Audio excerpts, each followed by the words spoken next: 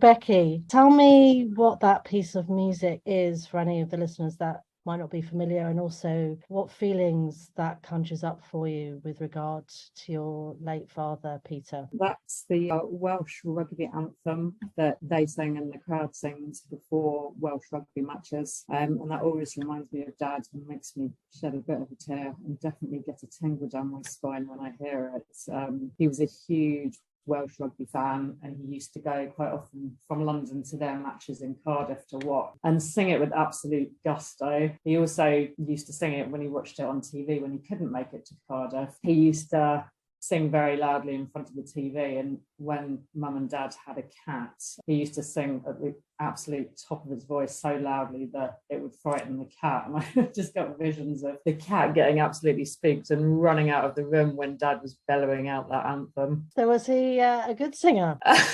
He tried. He was an enthusiastic singer. He didn't speak Welsh at all, but he used to sing the anthem in Welsh, and we're not sure if he quite knew the exact pronunciation of the words, but he certainly used to try, bless him. So he was Welsh? Yes. So his father was from Aberystwyth in Wales. So Dad was actually brought up in England, but was always kind of in touch with his Welsh side. So an intensely proud Welshman. Yeah. Definitely. I just got back from a trip to Aberystwyth in West Wales with my husband and my mum. My dad's wishes for his ashes were to be scattered off a cliff we're very close to Aberystwyth, so we tend to go back once a year to scatter a bit more of the ashes. And we had an absolutely beautiful time. The weather was great. Everything worked really well. And it just reminded me of a couple of quite funny things that used to happen. We used to go to Aberystwyth once a year because my dad had family there. He had some elderly aunts there. And even though Dad was born in England and he grew up in England, he was very proud of being from a Welsh family. His dad had been born in Aberystwyth. Yeah, we used to go and visit them once a year, and Dad couldn't speak Welsh, but he used to pronounce all the Welsh place names in a really Welsh way. So places like Machynlleth, he used to say Machynlleth, and he also used to say Bore da, which is kind of hello in Welsh, to anyone we passed while out and about. And my sister and I, when we were children, hearing our very kind of English accented dad pronouncing these Welsh place names and saying Bore da to everyone was just made us roll about laughing, because we only used to hear him say it once a year. But it's quite funny now, because when I was in Wales, I also now pronounce those Welsh place names like my dad did and like they should be in Welsh. And I also now say Bore da to people that I pass. So I think I'm probably quite proud of my Welsh roots as well. See, Welsh is a real mouthful. It's brilliant that you can get your mouth around those spellings and those words. Yeah, the spellings are all right. Because I went to university there, I'm kind of used to seeing all this stuff spelt. But yeah, definitely the pronunciation has come from the way my dad used to pronounce them all. So it is quite funny that, yeah, I definitely give it the Welsh twang now when I'm there, which made my mum laugh this weekend when we were there. So, and there's also a very steep hill in Aberystwyth. It's a 25% gradient. So it's really very steep. And my sister and I used to beg Dad to drive up this 25% gradient hill in his old Volvo. And we loved hearing the exhaust clanking and the gears clanking as he tried to put it into the right gear to get it up this hill.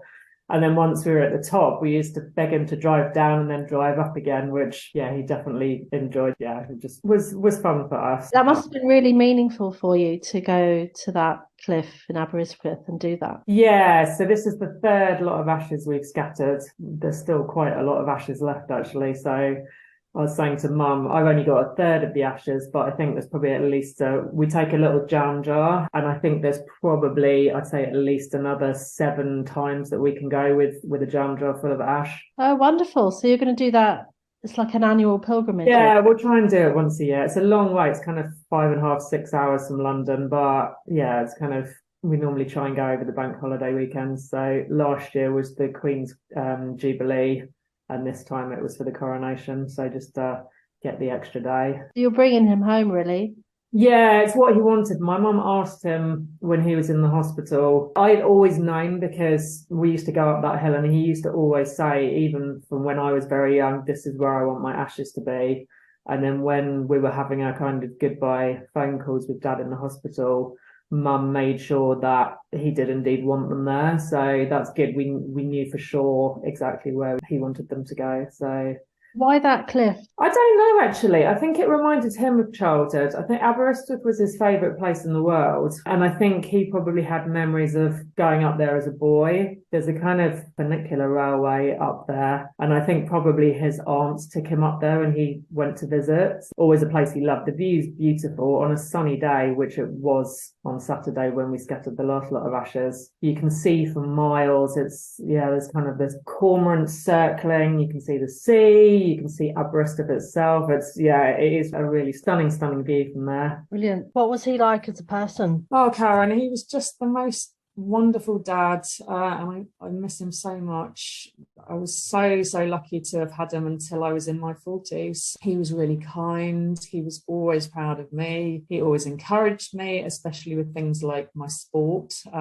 He was just such a genuine man who cared so much about other people. He was really interesting to talk to. He was very interested in the world, especially current affairs and history. He enjoyed cooking. He made absolutely brilliant vegetarian shepherd's pie, and he would bake apples that he'd grown and picked from his own garden. He was always a really hard worker, and I think me and my sister both get our work ethic from Dad. He was just an all-round really brilliant, really supportive dad. What do you miss about him the most? I think just his kind of just being around. He did just make my life better. He did so much for his family and also for the community where he lived. He gave us so much time. He was always keen to help family. He was always keen to help other people. He did lots of voluntary work, just really generous, just always wanted everyone around him to be as good as he could make them. And yeah, he was just really supportive. I miss him every day. I really do. Is there a memory that you cherish particularly? Yeah, I think probably I actually went to university in Aberystwyth, which, as I mentioned, is where his own dad's family were from. And I know that made him really proud that I had chosen to study in Aberystwyth. He used to drive me all the way from London to Aberystwyth at the start and end of term, even though at that point in his beaten up old car, it was about a 7-hour one-way journey from London to Aberystwyth.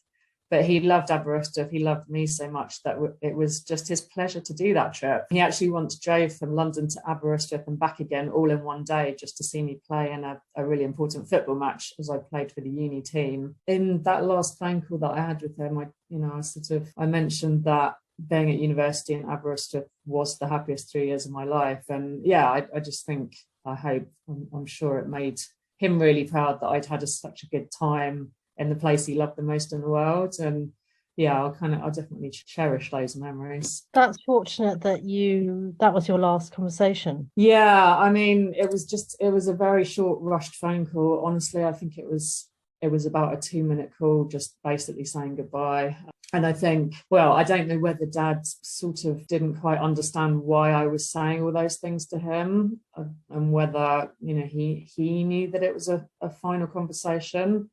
I don't know. I know on Mum's phone call, he asked her, "Am I going to die?" which absolutely breaks my heart. I think Mum said something like, "You're with lots of people who are trying to, stop that happening," even though we'd been told he was about to be put on end of life care and that he wasn't going to survive. So yeah, that's difficult. Whether he really understood what I was saying to him, I couldn't understand him. I think he had probably a big oxygen mask on his face. I just don't know whether he really understood, and he was trying to say something to me, but I just couldn't understand down the phone what he was trying to say. And yeah, that's really difficult. That I have no idea what his last words to me were supposed to be. Really hard.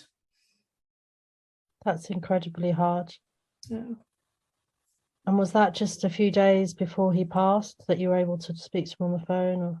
Yeah, that would have been the 8th of April, and then he died on the 11th. So he was on end of life care for a while, but I think he was unconscious we were kind of, sounds terrible, but we were just waiting for him to die for 3 days. And bless him, he struggled on, but yeah, eventually on 11th of April, which was Easter Saturday, yeah, he couldn't fight anymore, and he sadly passed away. Tell me about the time leading up to your dad falling ill, because he was only 77, which Yeah, is fairly sprightly, isn't it?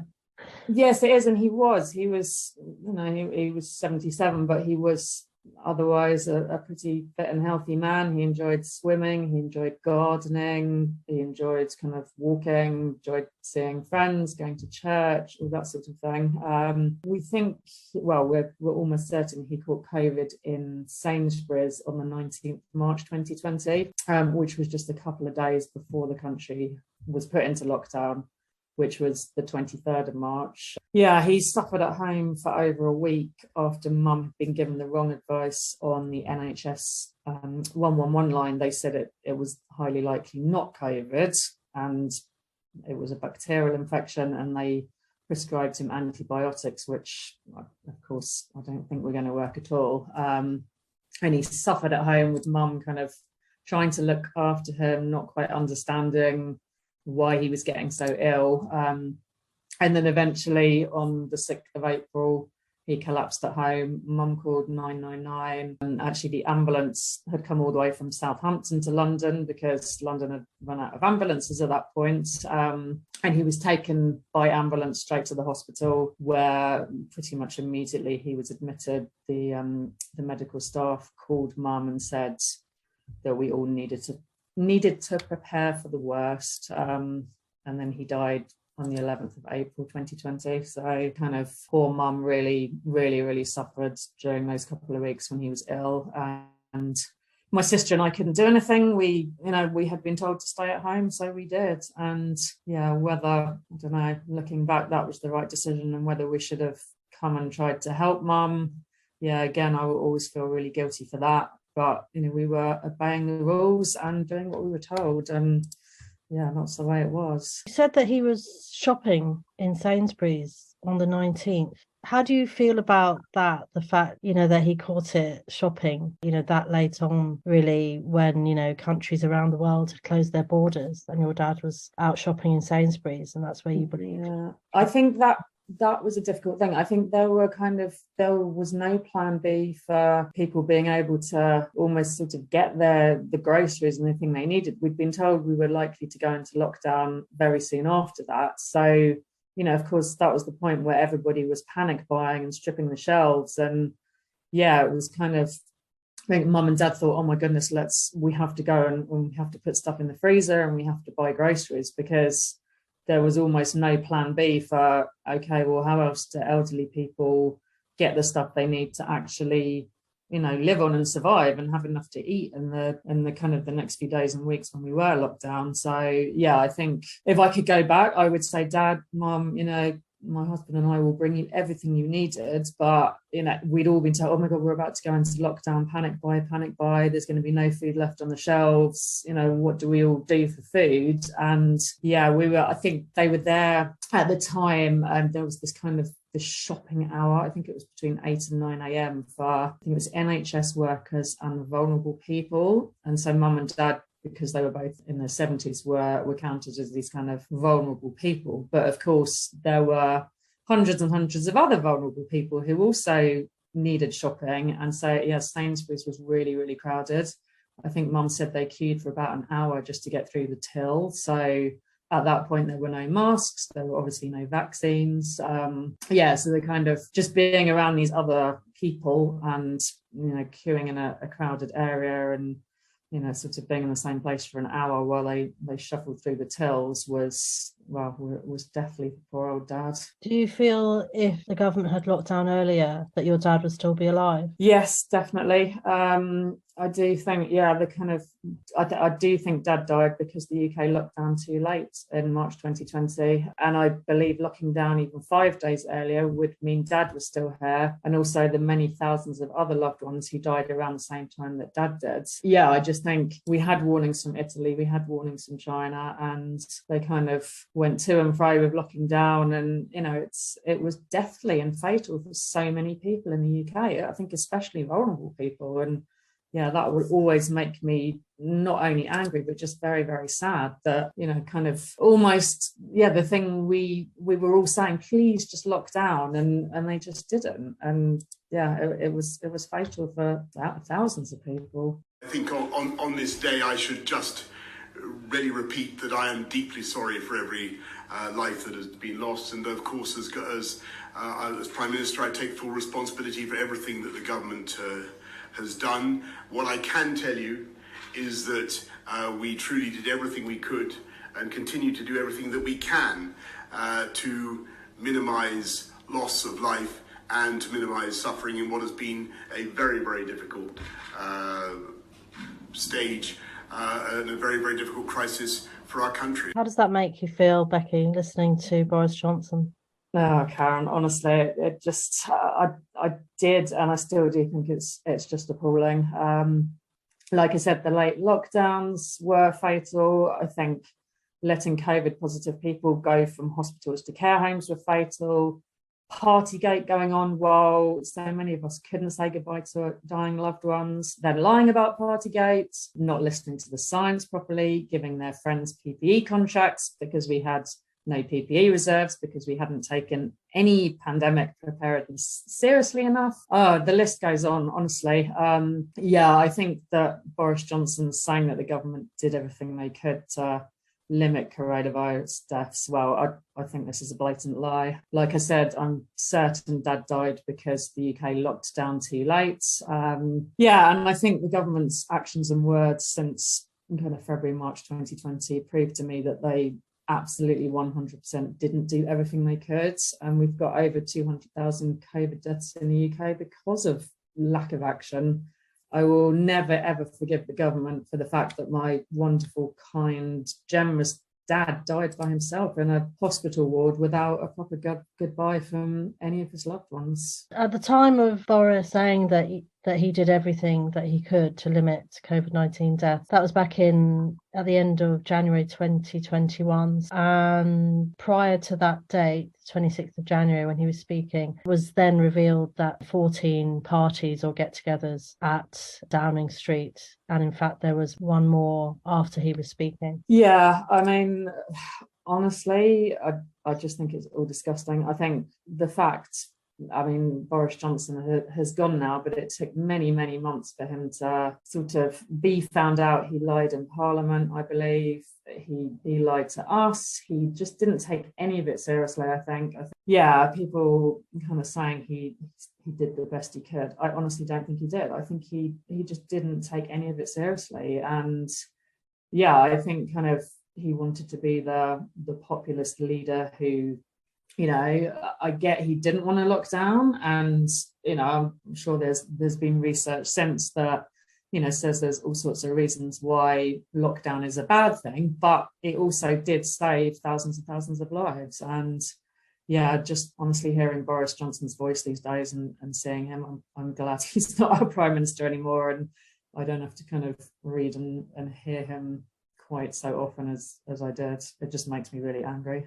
You, like so many other COVID bereaved people, have been unable to close the circle of grief. That is related to the fact that, you know, in so many cases, these usual death rituals were denied. So, for example, there wasn't a goodbye, there wasn't a funeral, for example. You might not have been able to see the body of your loved one, or to dress your loved one, or to place something in the coffin. Those kind of rituals that we've always taken for granted being denied, that sort of left people struggling to close the circle. And in many cases, there's the feeling of that the passing of a loved one is dreamlike or surreal and has been sort of dehumanized and delegitimized in some way. You said that you really do relate to the fact that Dad's passing doesn't feel real to you. Can you sort of elaborate a bit on that and why you feel that? Yeah, sure. I can definitely relate to the fact that Dad's death does feel dreamlike. We couldn't see him in the hospital when he was dying, even though my mum, my sister and I all live separately quite close to the hospital where he did die. And I had one very short goodbye phone call down a nurse's phone. and was then told dad had died via a WhatsApp message from mum, as the hospital had called mum, and she didn't know whether to call my sister or me first to tell us that dad had died. So she just WhatsApped us both at the same time. We definitely couldn't have a funeral. I didn't see his body. We didn't have the next step in the grieving process. And he was also cremated miles away from London because there was no crematorium space left in London. So we couldn't even be there when he was cremated. I couldn't see or hug mum or go inside her house for weeks after dad died, as we'd been told we couldn't and we shouldn't. And I think, not having a chance to kind of grieve together as a family just made it all quite sort of dreamlike as well, because the world was so strange at that time, and we were all everybody was separately in their houses, and we were grieving separately, but we couldn't kind of see anybody because everything was so surreal when we were all locked down. It meant I could kind of push the fact dad had died to the back of my head somewhere, just because I wasn't seeing any friends or family. First time I remember going into mum's house, which was several weeks after dad died, I remember thinking he was going to still be sitting in his chair. And I found that very difficult to have to kind of brutally face the fact that he wasn't there and that he really had died. Certainly coming out of lockdown was very, very difficult. Where was dad? It felt like leaving him behind. And it took me a long time to feel comfortable seeing friends and being kind of so-called normal again, because it felt like if I stayed locked down, he might somehow come back again and I wouldn't be leaving him behind. I think the kind of bouncing in and out of lockdowns as we were kind of in 2020 didn't help with this. Just because I hadn't seen lots of friends and loved ones during those in-between times. So part of me felt that I just hadn't seen dad, like I hadn't seen lots of other people I care about. But I think, even now, sometimes I feel like he's going to reappear, silly as that sounds, just because we were denied everything we should have had as grieving processes. And the fact that I didn't see him at all from March 2020 onwards just kind of felt like another surreal part of the pandemic, and just part of the kind of strange isolation that so many of us were dealing with that time. I see photos of dad around the house, and I just get a kind of donkey kick in my heart that, he really has gone. I'm never going to see him again. One of the biggest things is not being able to say goodbye to him in person. I think that's the thing that will always just haunt me. I've had several friends and family members since dad has died who have lost someone close to them, like a dad.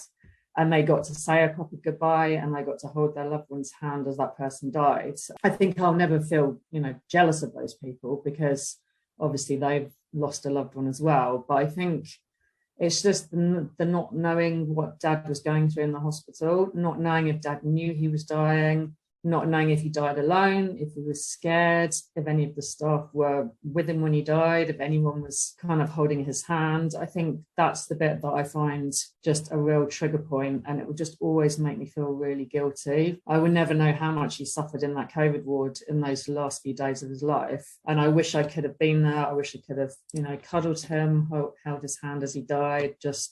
He should have had his loving family around him, and not, be surrounded by staff who I'm sure were manically busy and all in PPE, and I'm sure we're very harassed. And I think it's just the not knowing the circumstances of his death, or even what the bed looked like where he did die. And I will never know that, and that's really difficult. So there's a complete dearth of information then. Yeah, definitely.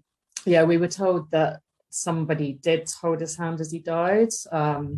And the hospital actually said to my mum on the phone, is there a message you want to pass on to your husband? And we were told this junior doctor relayed that to him and held his hand as he did die. But I hope that was the case. I'm sure it was, but we will never know for sure. And we don't even know who it was who supposedly did hold his hand as he died. And that's difficult. It was a junior doctor and not his family. And have you wanted to go back to the hospital? Which hospital was it, Becky? It's North Middlesex in Edmonton in North London. At the time, they changed one of the wards into a COVID ward. So I think even if we did go back, it wouldn't look the same. It wouldn't be the same. The hospital themselves had told mum that they were in disarray and chaos. And I think, it it wouldn't look the same. And you know, we still don't know any of the things about whether he was frightened, whether he knew he was dying, just any of those kind of things, which no, it does make me feel very guilty. You know, I really wish we could have been there and we should have been there, but you know, the hospital said we weren't allowed to be, and you know, we'd been told we couldn't be, so we accepted that. And you said that he was cremated miles from home. Where did that happen? That was down in Andover, so yeah, quite a long way from North London where he died. Do you have any information about that, or? No, not really. I think that's one of the things we're not sure we really want to know about. His ashes came back. My mum, sister and I have each got some of his ashes, and I think that's enough. I don't think we need to kind of see where he was cremated, especially as you know, it was almost like a brutal cremation, just his body going all the way from North London to Andover, and then his ashes coming back again. It's something I don't necessarily want to kind of think about what happened in between, I suppose. I think very dehumanizing. Very, I think that's another thing that makes it quite dreamlike. Just we have no idea. We have no idea really where he died. We have no idea really where he was cremated. We don't really know any of the circumstances around, you know, his death or his cremation. And I think in a sort of so-called normal death, people know all that stuff, and that sort of, that I'm sure helps with the grieving process somehow. But we were denied all of that, which is very difficult. One of the things when we were corresponding stood out for me was when you said, if I had stayed locked down, he might somehow come back again. That's such an unusual sentence. Yeah, I think it's, like I said, I think it was almost, life was so surreal. You know, I wasn't even seeing mum at that time because we were all locked down. And I think, it was kind of the lack of reality for almost everybody around that time, and the kind of almost felt that he was still around, but because we were locked down, we just couldn't see him, like we couldn't see anyone else apart from the people we lived with. And it was difficult to come out of lockdown and realize that Dad wasn't there anymore, and he wasn't still sitting in his chair. And I had some bereavement counselling, and we kind of explored that, because I think coming out of lockdown was difficult because of that, but also because I was really scared of mum getting COVID, of mum dying of COVID. And I wanted to protect mum, so we didn't have to go through another COVID bereavement. So the bouncing in between lockdowns was really difficult for me. It took a long time to be able to sort of properly see friends again, and not be completely paranoid about catching COVID, passing COVID on to anybody. Coming up to the 3 years was more difficult than coming up to the 2 years, and I was trying to work out kind of why that was. And I think partly because he's missed so much now. My nephew, who was only a baby when Dad died, is a real kind of walking, talking human who's going to school in September. And I think as well, kind of the 1 year anniversary, we were just coming out of the long lockdown. So I think everybody, including me, was focused on the gym's reopening and we can meet each other again and that kind of thing. I think last year, sort of life was very much going back to, I won't say normal, but how it was before the pandemic, with, socializing starting. I was back in the office just about. So I think the focus was on, oh, wow, life is back to how it was.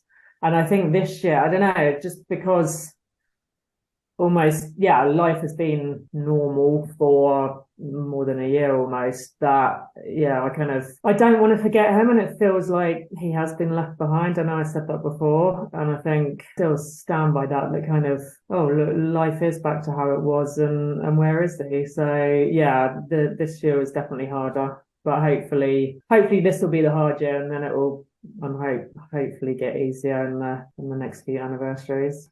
Is there any part of this journey that you keep reliving, or that you just can't get out of your head, or you can't process? I think probably the biggest one to me is just whether he was alone when he died, whether he called out for us as he was dying, whether he didn't understand why we couldn't visit him. I mean, I think we'd been told he was on a COVID ward, I think with 32 other people. And I think none of them could have visitors either. But yeah, just whether he didn't understand why we weren't visiting him. And also, as I've mentioned, when and whether he knew he was dying. Yeah, I just think kind of whether he was surrounded by others dying of COVID right in front of him or next to him and listening to them take their last breaths. And just, hearing people dying around him of the same thing that I'm sure he knew he was at least suffering from, if not dying from, but I'm certain he knew he was dying from it. I just think that must have been so frightening for him. And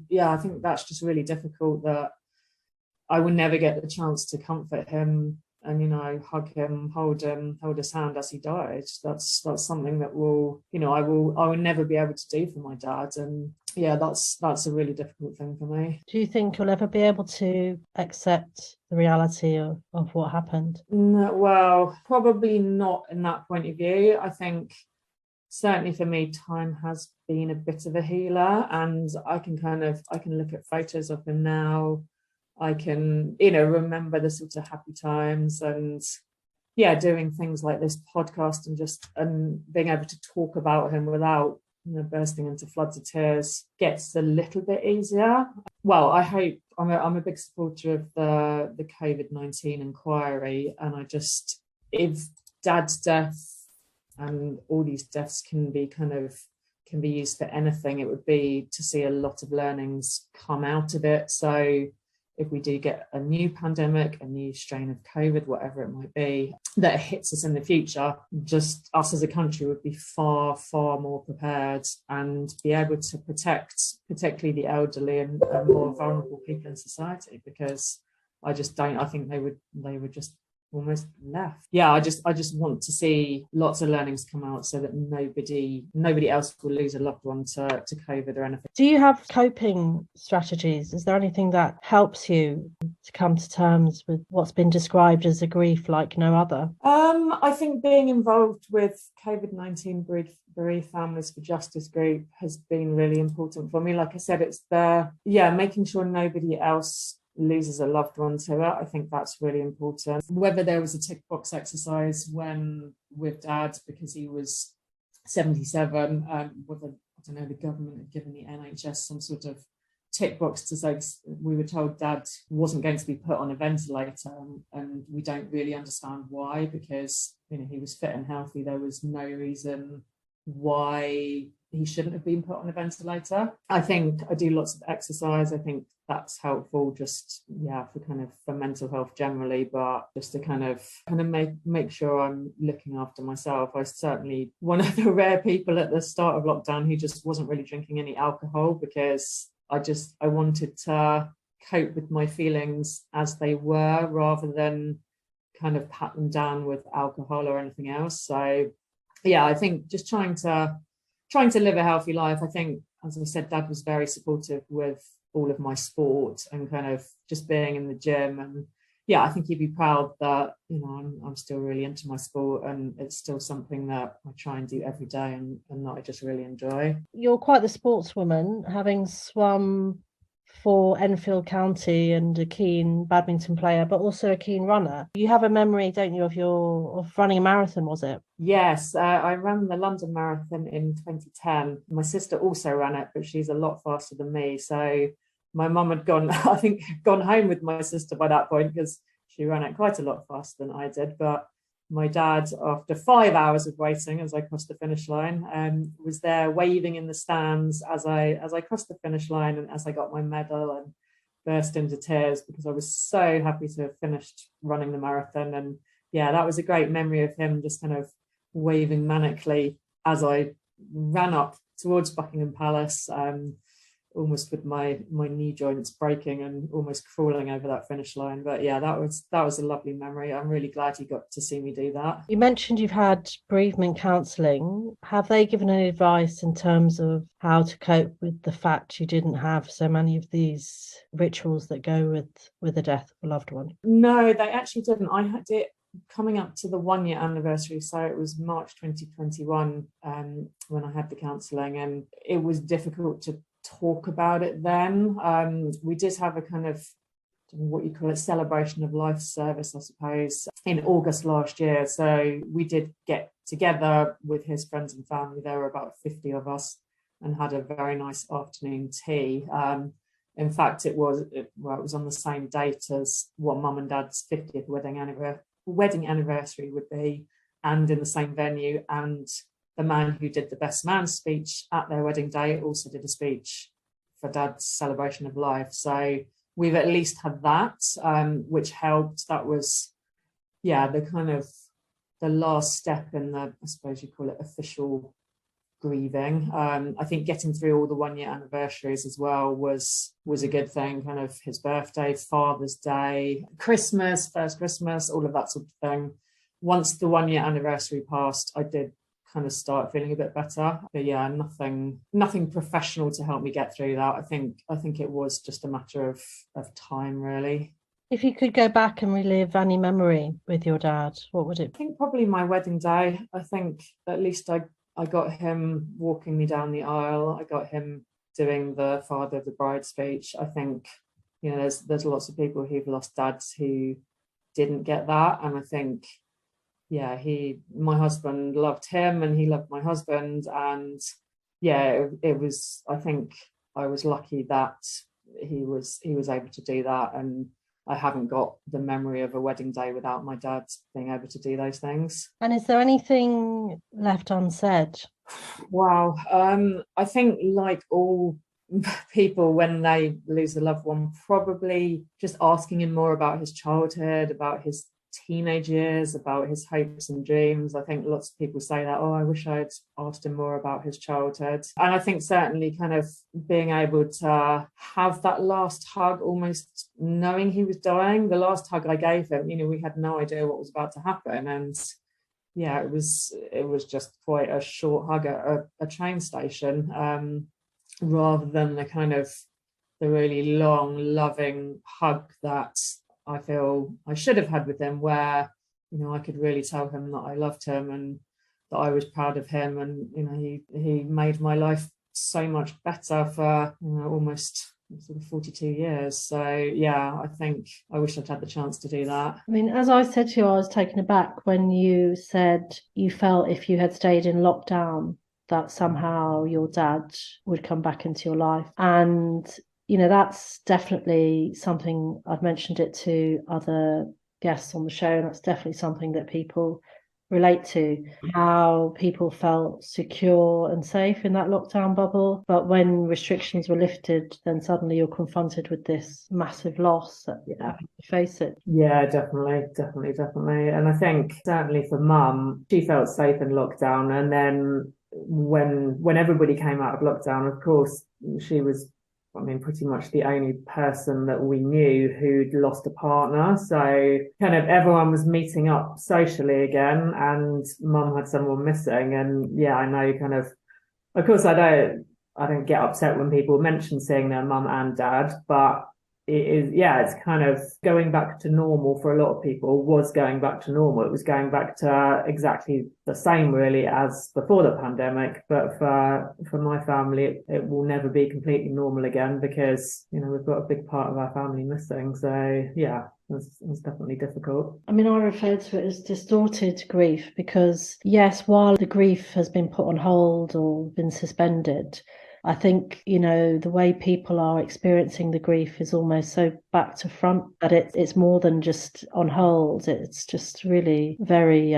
messed up. Yeah, I think that's why things like scattering the ashes, especially in such beautiful weather, was, it was tinged with sadness, but he was getting his wish. It means we have some sort of like a bit more closure somehow, that, we get to go back to Aberystwyth and we get to, give Dad kind of what he wanted for his ashes, even though we didn't have a proper funeral, we didn't have proper goodbyes. At least we can do this for him. And that, I think that feels good, and that feels nice that he is at least getting that, and we're getting some sort of closure from that. So definitely tinged with sadness, but it's also, it's so beautiful up there that it lifts all our spirits as well. So brilliant. And do you still have those feelings of surreal feelings surrounding the loss of your dad? Do you experience, that you feel that it hasn't happened, or that, you could come across him again? Do you go to phone him, or, do you still have any of those feelings? Yeah, I think obviously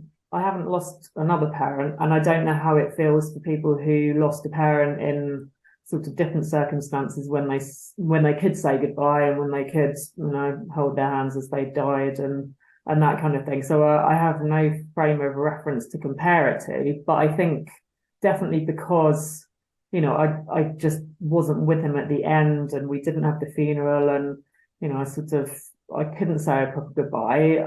I have nothing in my head to kind of say that it really happened, I suppose. There's a body, we just got a pot of ash coming back from the cremation that had to happen outside of London because there was no cremation space left. And we got this ash, and, going from seeing my dad before we went into lockdown to having a pot of ash, there was nothing in between, which, I think that's a pretty abnormal thing. Friends and family I know who've lost a parent, where, you crowd around their bed, you hold their hand as they die, you have the funeral, I don't know, go and see the body. We've had none of that. So I think there's nothing in my head that proves he died in a way, even though, I know he did. There's no proof of it, really. Yeah, seeing is believing. Yes. One of the grief experts who spoke, I think it was episode 2, she spoke about a dangling grief or a dangling remorse that is just there, but your sort of mind doesn't know what to do with it because, as you say, you didn't see it happen. No, absolutely no proof either way, really. And what is his legacy?